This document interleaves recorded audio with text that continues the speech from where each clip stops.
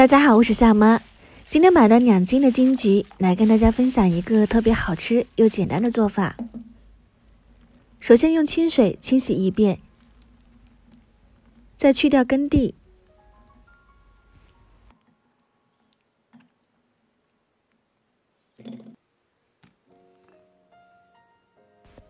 接着用刀划刀口，这样做出来的形状特别好看，像花一样。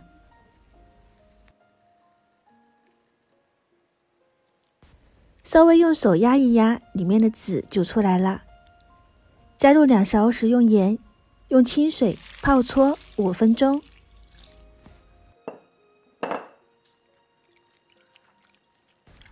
搓好后捞出来沥干水分。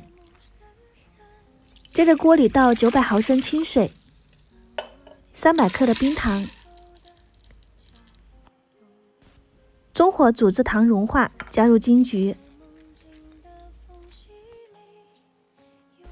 接着就是熬煮的部分，有水分的时候呢，可以开大火，节省时间。熬到后面水分变少、粘稠的时候呢，再转小火。像这种状态就可以了，全程大概45分钟左右。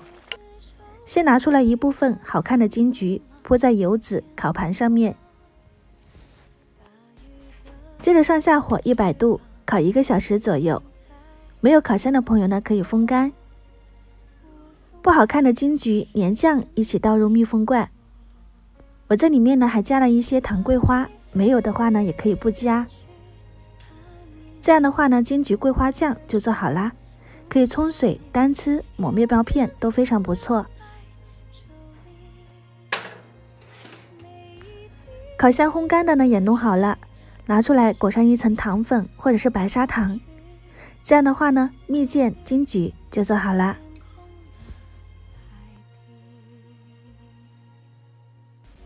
当零食的口感也特别好，像果干一样，相信大人小孩都会喜欢吃。而且金桔有很多作用，化痰止咳。喜欢的话呢，2种做法大家可以收藏起来试一下。